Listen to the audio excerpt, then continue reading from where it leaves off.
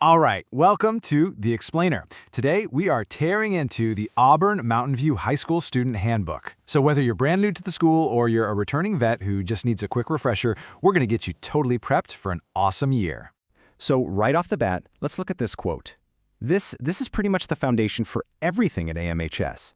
It's the big idea behind what they call the Lions Code. And trust me, every single policy we talk about is going to connect right back to this.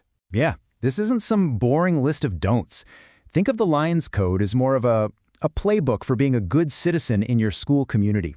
And really, it all boils down to four main ideas. So here they are, the 4 pillars. And you can see a theme here, right? It's all about respect. Respect for yourself and others, for the staff, for the building and the stuff in it, and, maybe most importantly, respect for everyone's safety. Honestly, if you're ever wondering why a rule exists, I bet you can trace it right back to one of these 4 pillars. Okay, so we have these big ideas, these pillars of respect. But what does that actually look like during a normal school day? Well, let's get into the nitty-gritty, the daily flow at AMHS. And it all starts with the most fundamental thing. You gotta be here.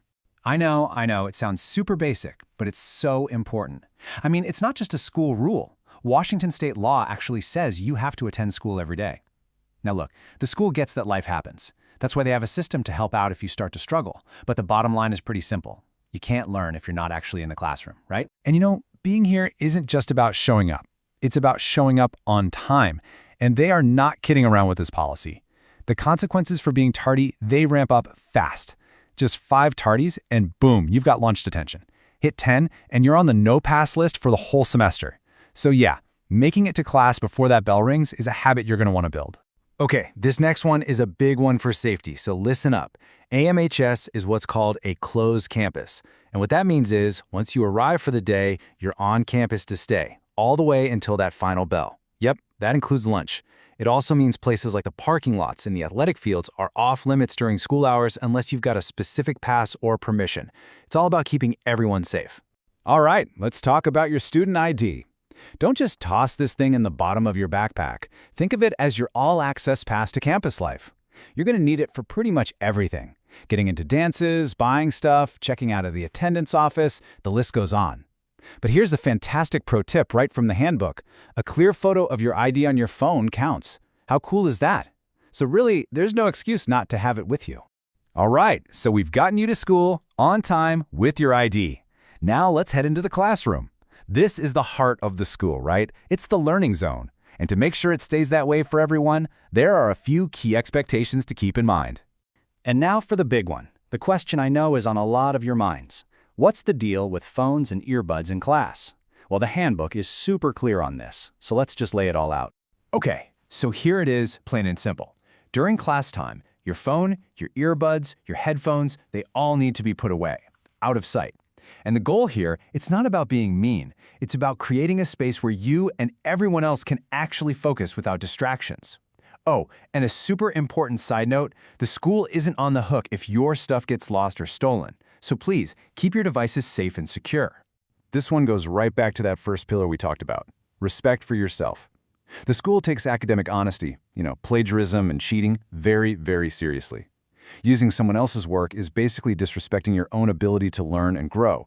And as you can see, the consequences are no joke, because doing your own work, that's what school is all about. Okay, let's zoom back out from the classroom and look at the school as a whole community. Because that Lions Code, it doesn't just stop at the classroom door. It applies everywhere, from what you wear to how you act in the lunchroom. I really appreciate the way the handbook talks about the dress code. It's not just a long list of things you can't wear. Instead, it frames it as a balance. On one hand, you have the absolute right to express who you are, your style, your identity.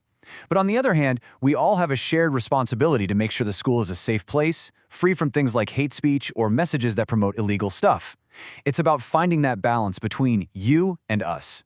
All right, the lunchroom. This is pretty straightforward, folks. It really just boils down to common courtesy. Form a line, clean up your own mess, and stay in the designated spots like the commons or the courtyards. It's about respecting the space and the people you're sharing it with. A little bit of that goes a long way to making lunch better for everybody. Okay, but let's be real, high school is so much more than just classes and homework, right? It's about the clubs, the sports, the activities. Getting involved is a massive part of the experience. So let's quickly run through what you need to do to jump in. So you want to play a sport or join a club?